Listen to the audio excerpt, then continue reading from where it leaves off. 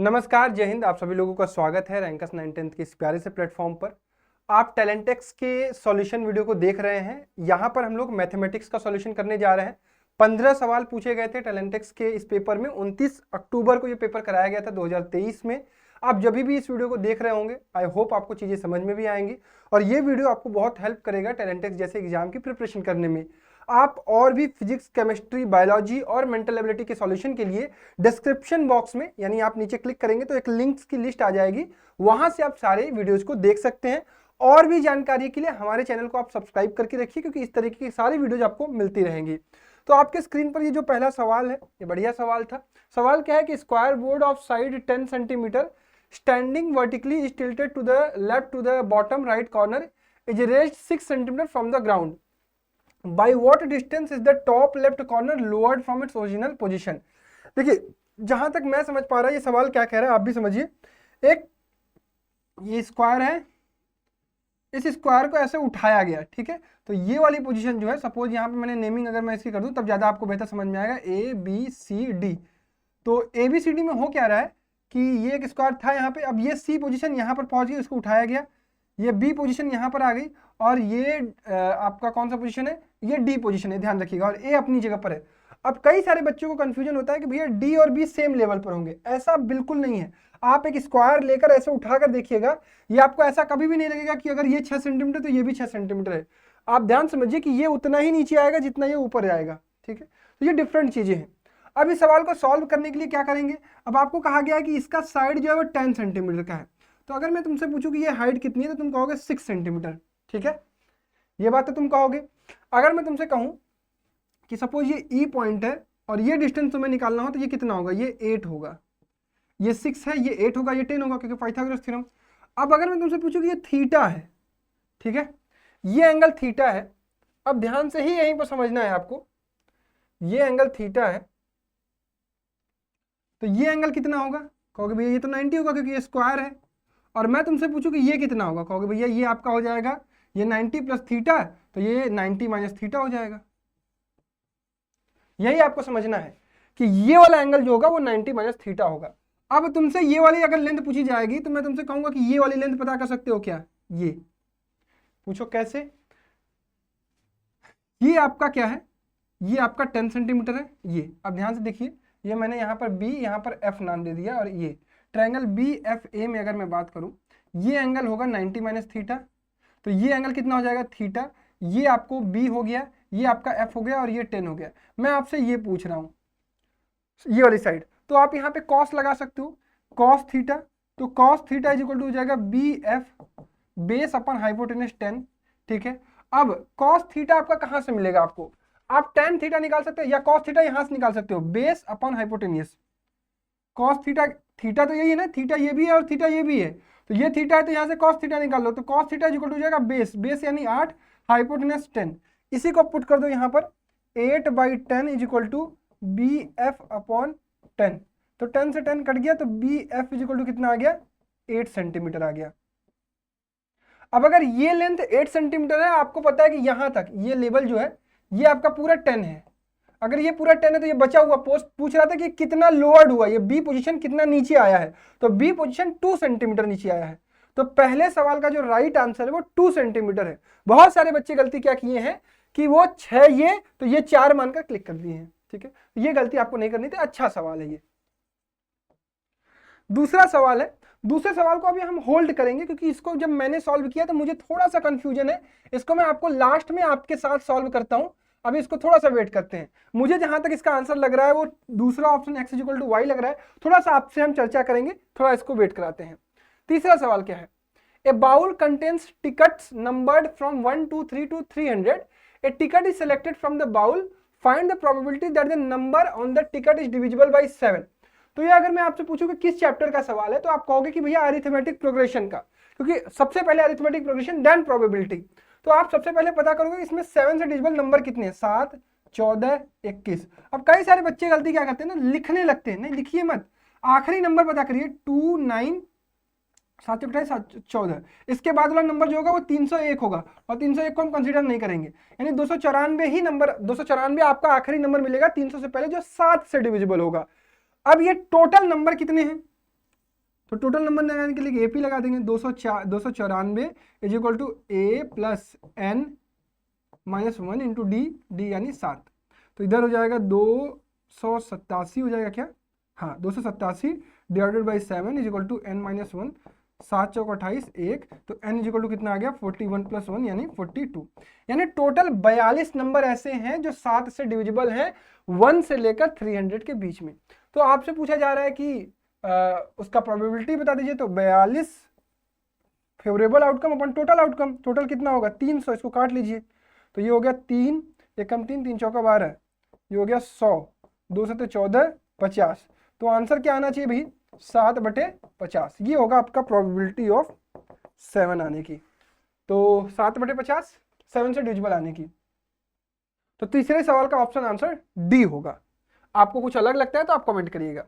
चौथा सवाल ट्रिग्नोमेट्री का है, बहुत प्यारा सवाल है। देखिए जितना ज्यादा आप प्रैक्टिस किए रहेंगे उसी तभी आप इस तरीके के सवाल लगा पाएंगे। कैसे लगाएंगे इस सवाल को, कैसे सोचना है, देखिए आपको ये जो टर्म्स दिख रहे हैं ना, ये आपको इसी से निकालना पड़ेगा। कैसे निकालेंगे, आइए पहला काम तो मैं ये करूंगा कि sine x plus sine cube x को मैं यहीं छोड़ूंगा और 3 साइन स्क्वायर एक्स को उधर भेजूंगा। क्यों ऐसा कर रहा हूं, क्योंकि मैं कोशिश ये करूंगा कि सारे के सारे टर्म्स क्या बन जाए, सारे के सारे टर्म्स बन जाए कॉस। ये हो जाएगा आपका 1 प्लस साइन स्क्वायर एक्स और ये हो जाएगा 3 times of 1 minus cos square x. Sine x, अब ये लिखा हुआ है साइन एक्स, यहां पर और क्या किया जा सकता है, हाँ अब यहां पर देखिए साइन स्क्वायर एक्स को तो आप बदल लेंगे 1 plus 1 minus cos square x, इसको आप बदल ही चुके हैं 3 times of 1 minus cos square x. लेकिन अब इसको नहीं बदल पाएंगे ना, साइन एक्स को नहीं बदल पाएंगे, तो साइन एक्स बदल भी सकते हैं, आप रूट लिखना पड़ेगा, रूट लिखना पड़ेगा तब भी स्क्वायर करना पड़ेगा। तो उससे पहले हम स्क्वायरिंग बोथ साइड कर लेते हैं।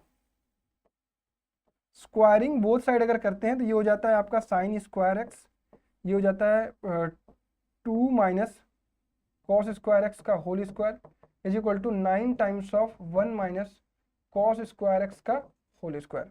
अब ये क्या हो गया आपके पास, साइन स्क्वायर एक्स को अब क्या लिख सकते हैं आप 1 माइनस कॉस स्क्वायर एक्स। बात समझ में आई, 1 माइनस कॉस स्क्वायर एक्स और ब्रैकेट में 2 माइनस कॉस स्क्वायर एक्स का होल स्क्वायर और ये हो गया 9 times of 1 plus cos square x minus 2 cos square x. क्या यहां तक हम सही हैं? एक चीज गड़बड़ हो गया, पूछो क्या। यहां पर हम जब कॉमन ले रहे थे तो ये हो जाता है साइन स्क्वायर एक्स और यहां पर ये गड़बड़ हो गया, ये ध्यान रखना है हमें, ये हो जाएगा कॉस स्क्वायर एक्स। तो यहां पर इसको लाने की कोई जरूरत नहीं है, ये है आपका कॉस स्क्वायर एक्स का होल स्क्वायर यानी 9 cos to the power 4x, 9 cos to the power 4x। ठीक है बच्चा, अब यहाँ पर हम इसको मल्टीप्लाई करने से पहले इसका स्क्वायर खोल लेते हैं। 1 माइनस कॉस स्क्वायर एक्स, यहाँ हो गया 4 plus cos to the power 4x minus 4 cos square x is equal to क्या होगा 9 cos to the power 4x। ठीक है, यहाँ तक चीजें क्लियर है। अब इसको मल्टीप्लाई करिए तो ये हो गया आपका 4 plus cos to the power 4x minus 4 cos square x minus 4 cos square x minus cos to the power 6x minus minus plus 4 cos to the power 4x is equal to 9 cos to the power 4x। ठीक है, I hope मैं correct हूं यहां तक। अब इसके बाद मैं सारे कॉम्बिनेशन बनाता हूं, तो 4 plus cos to the power 4x plus ये हो गया कितना 5 cos to the power 4x, ये हो गया माइनस कॉस 4 तो ये हो गया माइनस 8 कॉस स्क्वायर एक्स और ये हो गया minus cos to the power 6x is equal to 9 cos to the power 4x।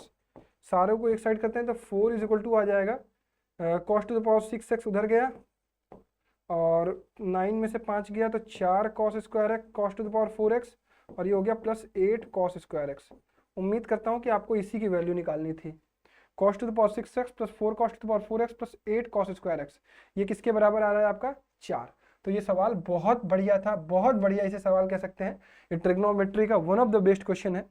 उम्मीद करता हूँ कि आपको समझ में भी आया होगा। सिर्फ आपको प्रोसेस खोलते जाना है। हाँ, आपको कॉस में जाना है तो कॉस तक यहाँ पहुँचना पड़ेगा। यहाँ पर आपको एक चीज़ सोचना पड़ेगा कि आपको स्क्वायर करना पड़ेगा। स्क्वायर करेंगे तभी आप साइन एक्स को कॉस स्क्वायर एक्स में चेंज कर पाएंगे। ठीक है, चलिए 5वां सवाल। The diameter of a circle with centre C at centre C is 50 centimetre. कह रहा है डायमीटर 50 है तो रेडियस 25 हो जाएगा, तो सबको क्लियर है। CP is a radial segment. CP एक रेडियल सेगमेंट है of the circle AB is a chord perpendicular to CP. AB एक कॉर्ड है जो सीपी के परपेंडिकुलर है, यानी ये कह रहा है कि ये 90 डिग्री है। एंड पासेस थ्रू P, ठीक है।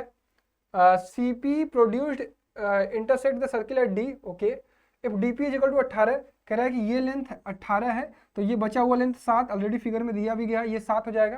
And what is the length of AB, पूछ रहा है कि AB कितना होगा। अब मैं आपसे कहूं कि सेंटर से एक कॉर्ड पर जो एक परपेंडिकुलर लाइन होती है वो ऑलवेज परपेंडिकुलर होती है और इसको बाइसेक्ट भी करती है।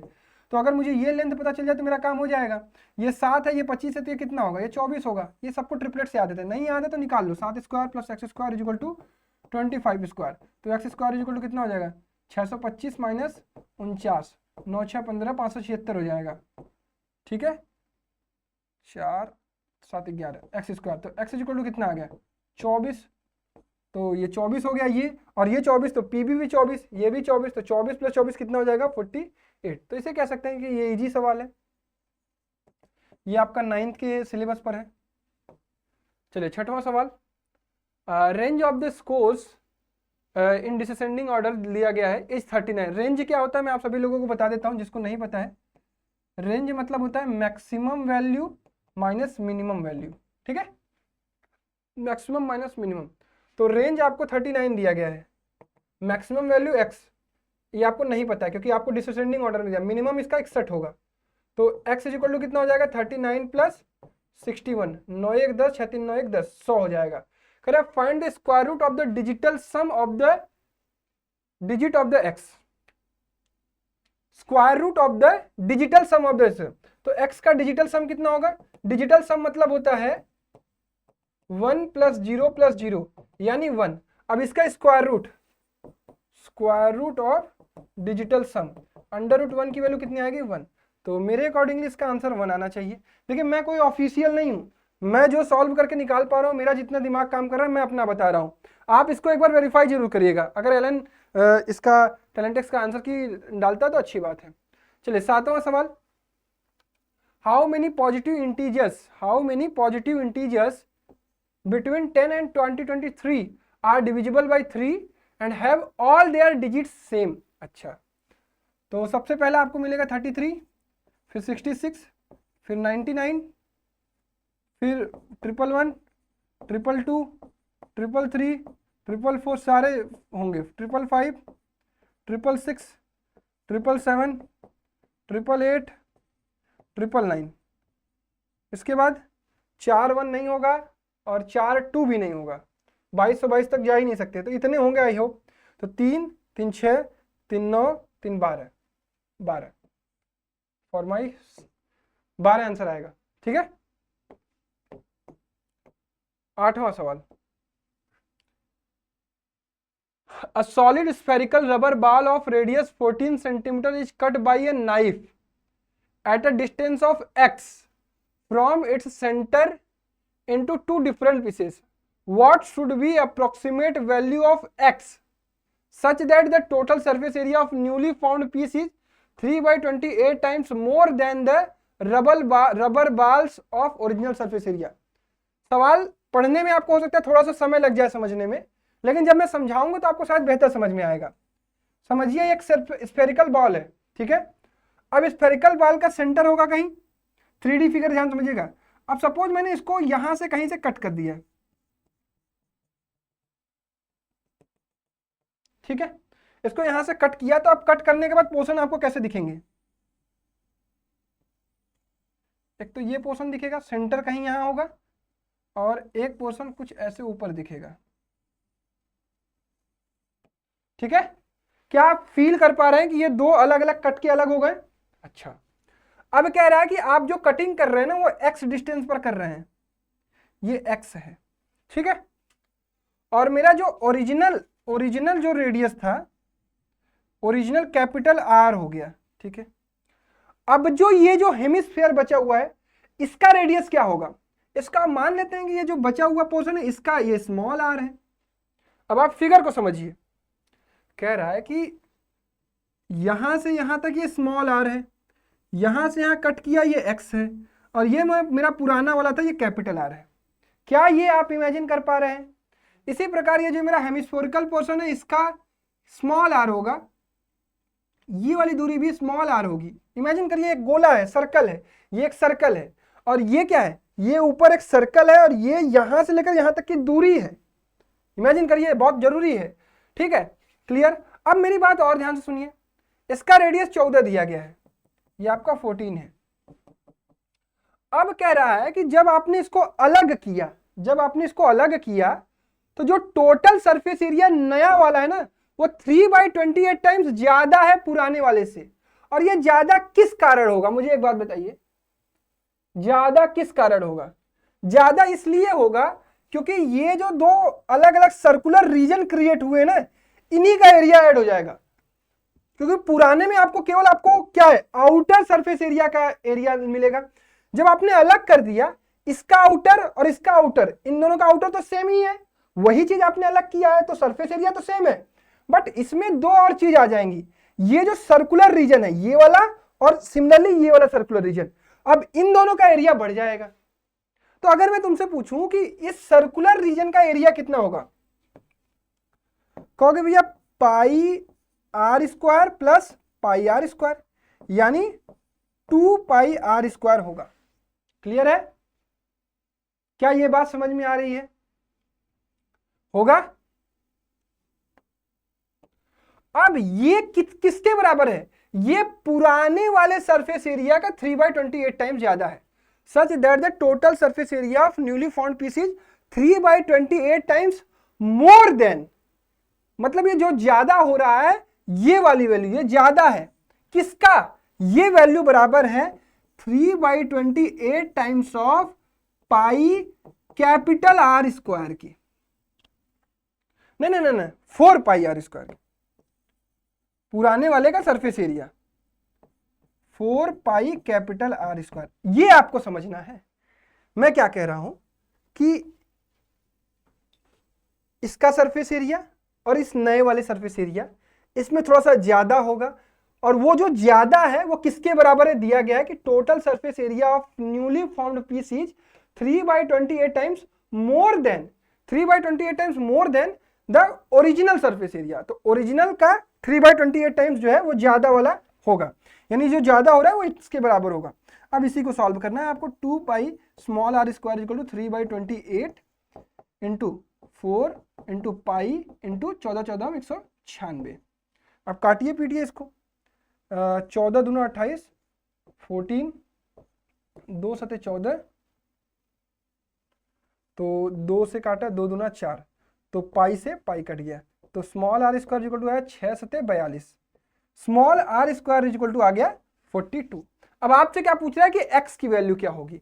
अब x की वैल्यू अगर निकालनी तो आपके पास क्या होगा, X square plus small are square equal to capital R square.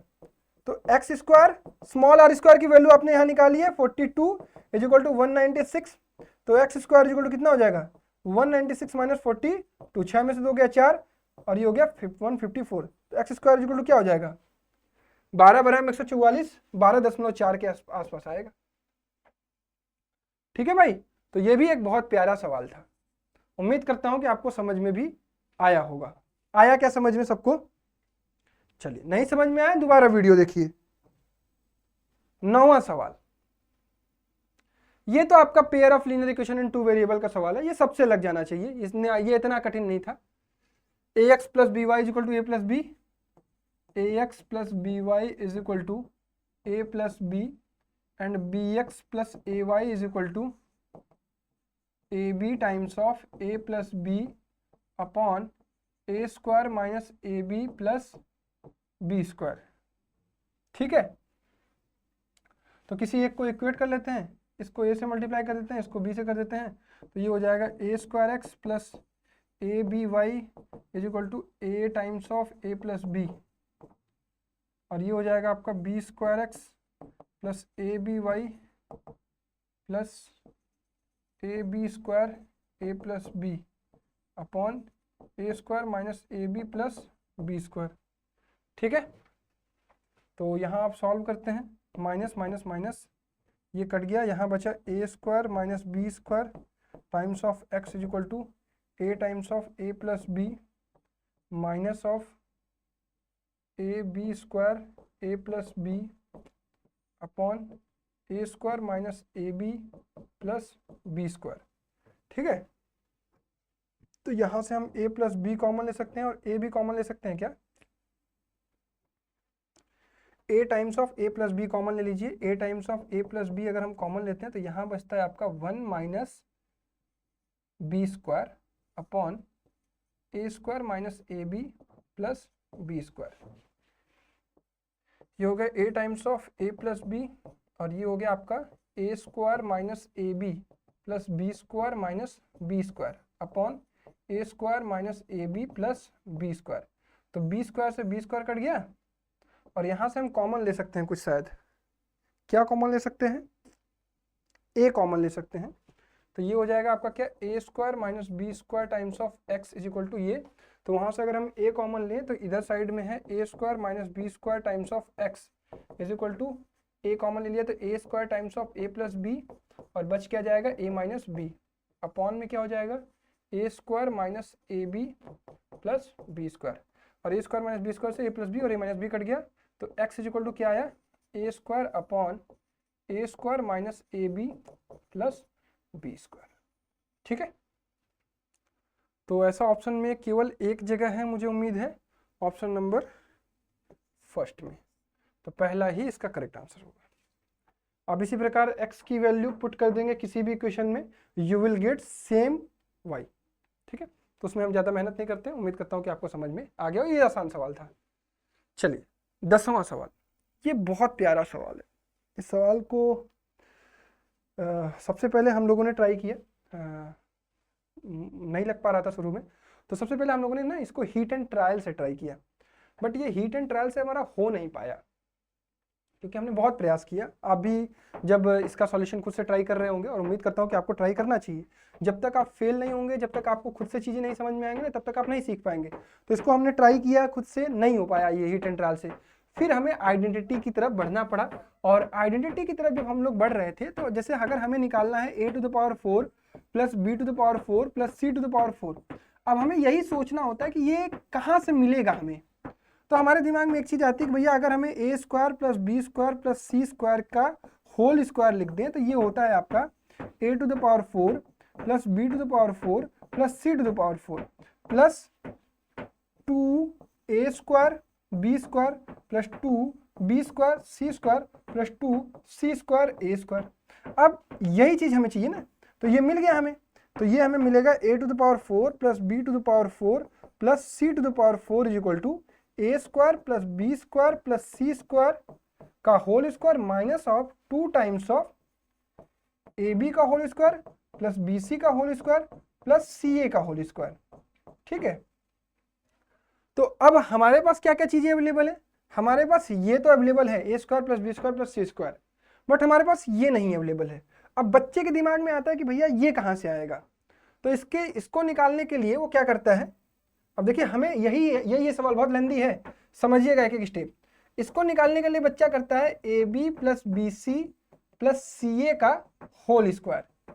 ये किसके बराबर होगा?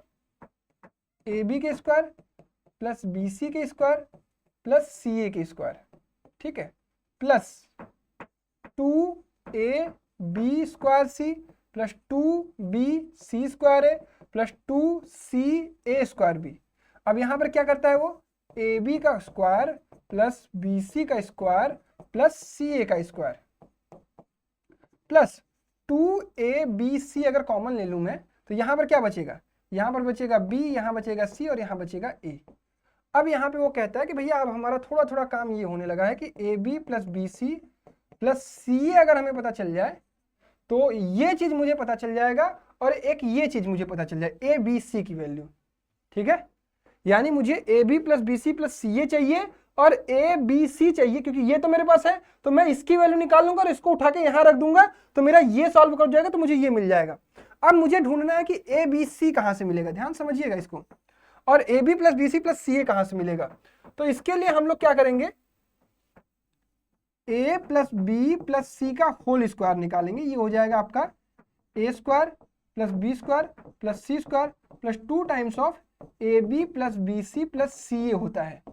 अब A plus B plus C का होल स्क्वायर कितना होगा, 8 का स्क्वायर 64, और A square plus B square plus C square की वैल्यू कितनी दी गई है 26 plus 2 times of A B plus B C plus C A, यानी हो जाएगा 64 minus 26 divided by 2 is equal to A B plus B C plus C A. तो ये हो जाएगा आपका 8 और ये 3, 38 में से 2 यानी 19, यानी इसकी जो वैल्यू निकाली हमने 19 निकल गई, यानी हमें ये मिल चुका है, ये 19 होगा, हमें ये मिल जाएगा। अब हमें चाहिए ए बी सी की value, A times B times C times. अब ये कहाँ से मिलेगा, अब इसके लिए हमें दूसरी आइडेंटिटी लगानी पड़ेगी, कौन सी, a cube plus b cube plus c cube minus 3ab is equal to क्या होता है, a plus B plus c एक ब्रैकेट में, दूसरे ब्रैकेट में होता है ए square plus B square plus C square minus of A B plus B C plus C a. ठीक है, अब इसके निकालने के लिए हमारे पास सारी वैल्यूज अवेलेबल हैं, इसको पुट करते हैं फटाफट। A cube plus b cube plus c cube की वैल्यू है आपके पास 98 माइनस 3abc लिख दिया इसको। A plus B plus c की वैल्यू है आपके पास 8, a square plus B square plus C square की वैल्यू है आपके पास 26 minus A B plus B C plus C a की वैल्यू आपने निकाली है अभी, ये हो गया कितना 19। ठीक है, चलिए सॉल्व करते रहते हैं। 98 minus 3abc is equal to कितना आ जाएगा 9 7 16 7 8 56, यहां से आ जाएगा 3abc is equal to 3abc is equal to 2 और 5 4 9 42, तो ए बी सी की वैल्यू जो आएगी वो 14 आएगी, यानी a times B times C times जो है a into b into c की वैल्यू 14 आएगी, a B plus B C plus C a की वैल्यू 19 आएगी। और अब हम सारी वैल्यूज पुट कर सकते हैं, तो अब हमारे पास ये निकल जाएगा ये, तो ये कितना हो जाएगा, इसको सॉल्व करता हूं मैं यहाँ पे, ये हो जाएगा आपका a B plus B C plus C a की वैल्यू कितनी 19, तो 19 का स्क्वायर होता है 361 minus 2 times of A B C यानी 14 into A plus B plus C यानी 8, तो हो जाएगा 361 minus 28 into 8 is equal to 361 minus 8 8 64, 8 दूना 16 6 22, यानी 4 7 11 और 22 157 आएगा क्या, 7 4 11 5 2 7 1 8 2 1 3, हाँ 157 आ जाएगा। ये आ गया किसकी वैल्यू, ये आ गया इसकी वैल्यू 157, इसकी वैल्यू आ गई। तो यहां से अब हम लोग वैल्यू पुट कर देंगे, ये हो जाएगा 26 का स्क्वायर माइनस 2 टाइम्स ऑफ 157, तो 26 का स्क्वायर होता है 676 माइनस 2 से 14 15 30 31 314 2 7 में से 7 में से गया 4 157 314, 26 का स्क्वायर कितना था, सही है 676,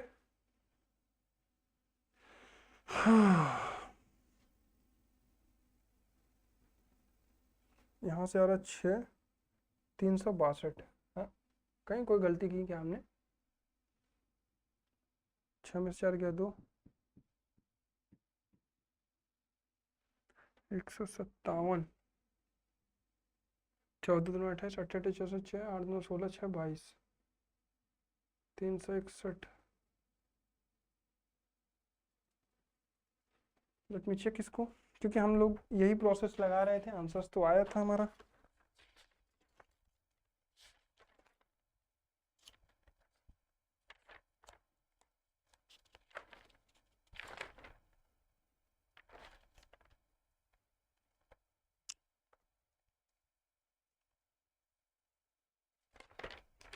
उम्मीद करता हूँ कि हम लोग कोई गलती नहीं कर रहे हैं, कैलकुलेशन एरर होने की ही संभावना है यहाँ पर, और कोई खास चीज़ है नहीं यहाँ पर। 2 ABBC 3ABC 14 42 14, ठीक है। 8 3 24 240 361 157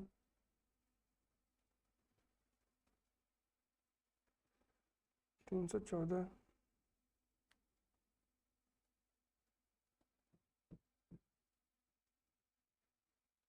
600 304। लेट मी चेक इसका आंसर।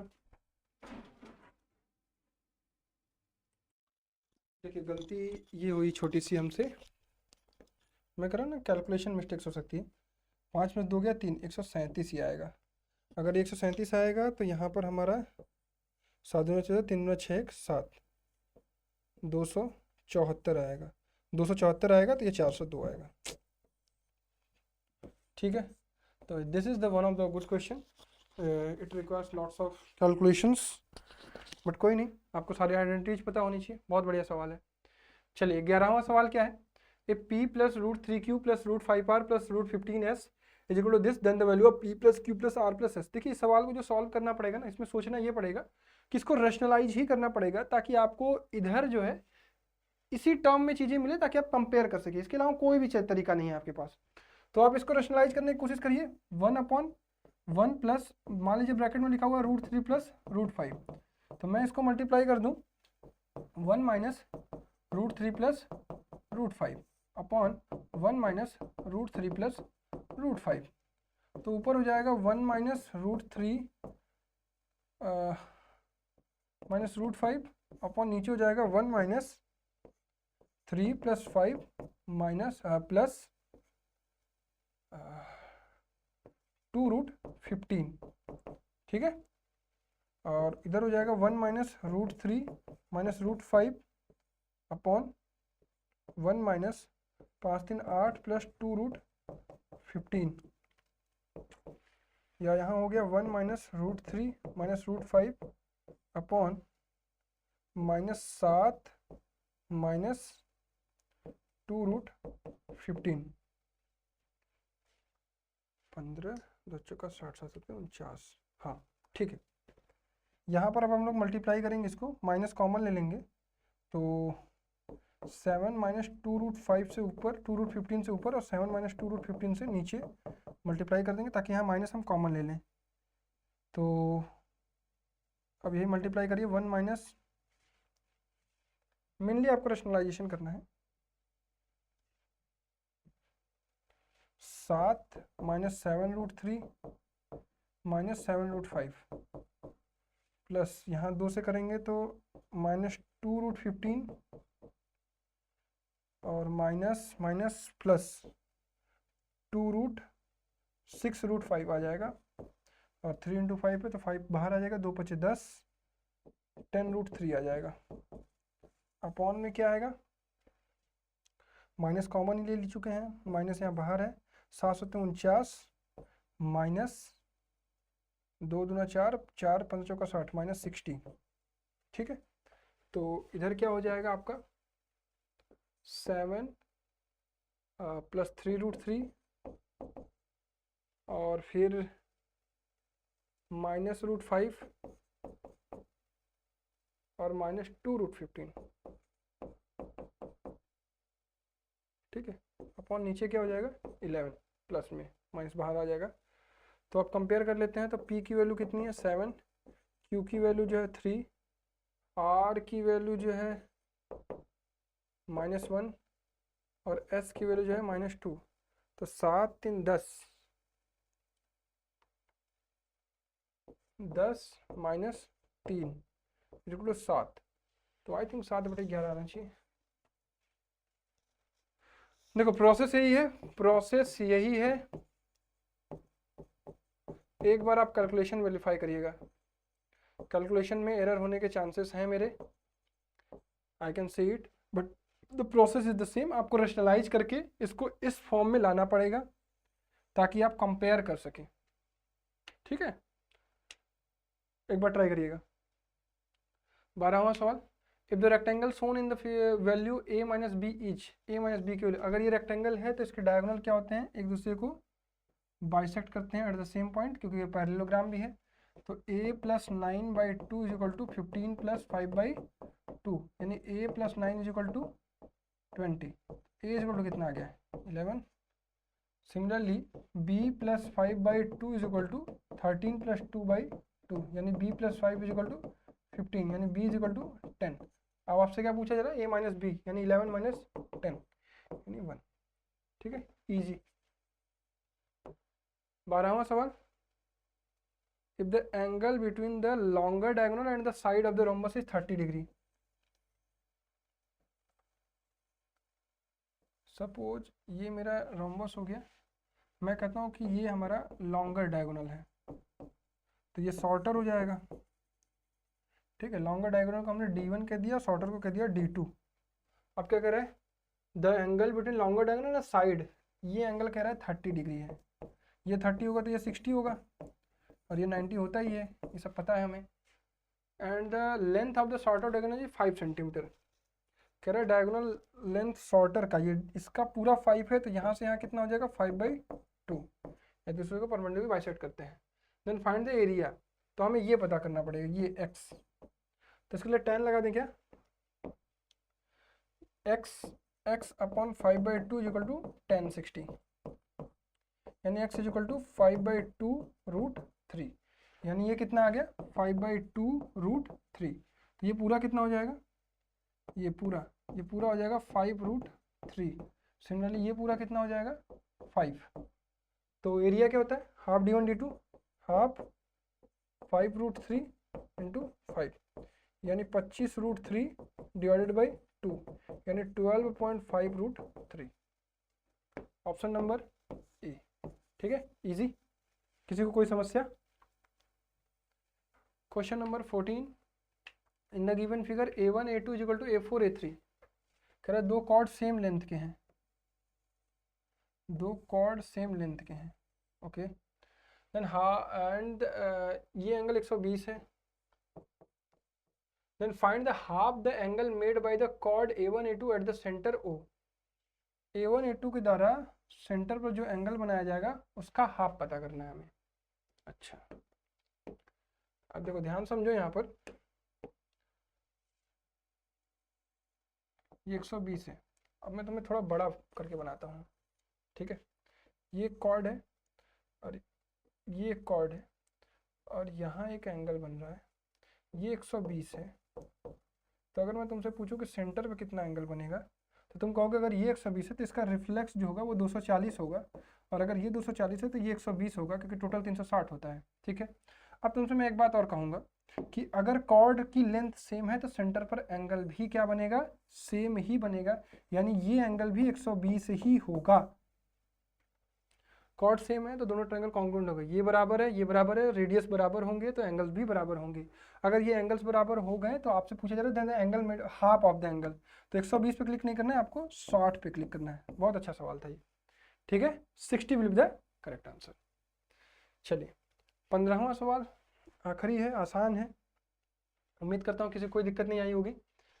अल्फा प्लस बीटा को इन्वर्स ना करके आप यहाँ पे लिख सकते हैं माइनस गामा के whole power -1 plus minus alpha के whole power -1 plus minus beta के होल पावर -1, यानी ये हो गया आपका कितना -1 upon gamma plus -1 upon alpha plus -1 upon beta, या फिर माइनस कॉमन ले लिया तो 1 upon alpha plus 1 upon beta plus 1 upon gamma लिख सकते हैं। तो माइनस बाहर रहेगा तो ये हो जाएगा आपका alpha beta gamma, alpha beta beta gamma plus gamma alpha. ठीक है, अब यहाँ से निकालोगे तो alpha plus beta plus gamma की वैल्यू क्या है 0। Alpha beta plus beta gamma plus gamma alpha कितना होता है C/A, यानी C यानी -7/1। सिमिलरली अल्फा बीटा गामा कितना होता है -D/A होता है, ये -B/A होता है। ये हो जाएगा आपका कितना -2, पुट कर देते हैं, minus of -7 upon -2, minus cut गया, यानी फाइनली वी हैव 7/2 माइनस में। ठीक है, I hope option number C will be the correct answer, अगर मैंने कोई माइनस प्लस में गलती नहीं की हो तो। ठीक है, तो ये तो इजी क्वेश्चन था, ये आप अगर क्यूबिक पढ़े हुए हो तो आपसे लग जाएगा। बस 15 ही सवाल थे आपके, तो हमने 40 मिनट में अटैम्प्ट किया है। हाँ, कुछ सवाल नहीं लगाने लायक थे, हाँ, ये दूसरा सवाल मुझे जो जहाँ तक लगा ना कि if L parallel to M, अगर ये लाइन इसके पैरेलल है, AB पैरेलल टू DE है, AB जो है वो DE के पैरेलल है, ये लाइन इस लाइन के पैरेलल है, and BC parallel to EF, ये लाइन EF के पैरेलल है, तो ये एंगल और ये एंगल सेम होने चाहिए मेरे अकॉर्डिंग। ऐसा मैं क्यों सोच पा रहा हूँ यार कि अगर ये और ये, तो ये एंगल और ये एंगल सेम होने चाहिए, समझा, ये एंगल और ये एंगल।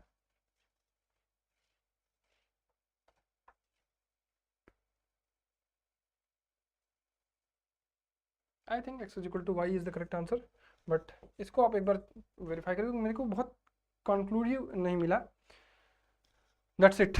तो इसमें मैं कंफ्यूज हूँ अभी भी, बट मेरे को ऐसा लग रहा है कि यही आंसर होना चाहिए। चलिए, पहला क्वेश्चन अच्छा था तो इसको मैं मॉडरेट कहूँगा, दूसरा कंफ्यूजिंग था तो इसको भी मैं मॉडरेट कहूँगा, तीसरा इसे इजी में काउंट करूँगा इस लेवल में, चौथा मैं कह सकता हूँ कि एक बहुत प्यारा क्वेश्चन है, मॉडरेट से टफ के बीच में मैं रखूँगा इसको, ये तो इजी है, ये भी इजी है अगर आपको रेंज पता है तो, ये तो इजी है ही, ये आपको मैं कहूँगा कि मॉडरेट टू टफ है, अगर आप फिगर ही नहीं सोच पाएंगे तो नहीं लगा पाएंगे। ये मैं कहूँगा कि इजी है, कैलकुलेशन है केवल। ये मैं कहूँगा कि टफ है, सोच नहीं पाएंगे जल्दी। ये कहूँगा मैं मॉडरेट टू टफ है, ये मैं कहूँगा इजी है, ये भी कहूँगा मैं इजी है, ये भी मैं कहूँगा कि इजी ही है, और ये भी मैं कहूँगा कि इजी है। तो यानी अगर आप एग्ज़ाम में बैठे होंगे टाइम मैनेज करके एक ये लगा सकते थे, 2 3 4, ये नहीं लगा पाते, ये भी नहीं लगा पाते, ये लग जाता 5, ये नहीं लग पाता, 6 ये लग जाता, ये लग जाता 7, ये लग जाता 8, ये नहीं लग पाता, ये 9 लग जाता, ये भले से नहीं लग पाता, ये भी, यानी 15 में से 9 सवाल तो आप डेफिनेटली लगा सकते थे। हाँ, आप थोड़े से ब्रिलियंट होंगे तो 11-12 अटैम्प्ट करके आए होंगे, कोई दिक्कत नहीं, और उतना ही अटैम्प्ट करना उचित भी था, ठीक है।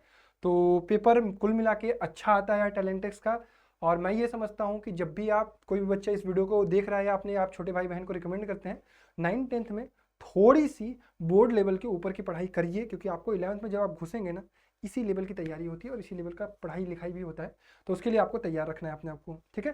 चलिए, आई होप वीडियोस पसंद आई होंगी, और भी सारी वीडियोस देखने के लिए डिस्क्रिप्शन बॉक्स में लिंक है, जाके देखिए। और यार, वीडियोस लाइक करिए, कमेंट करके बताइए कि आप इस वीडियो कब देख रहे हैं, 1 साल बाद देख रहे हैं, 2 साल बाद देख रहे हैं, ये हेल्प कर रही है या नहीं कर रही है, इससे हमें मोटिवेशन मिलता है आपके लिए और काम करने के लिए। धन्यवाद, जय हिंद।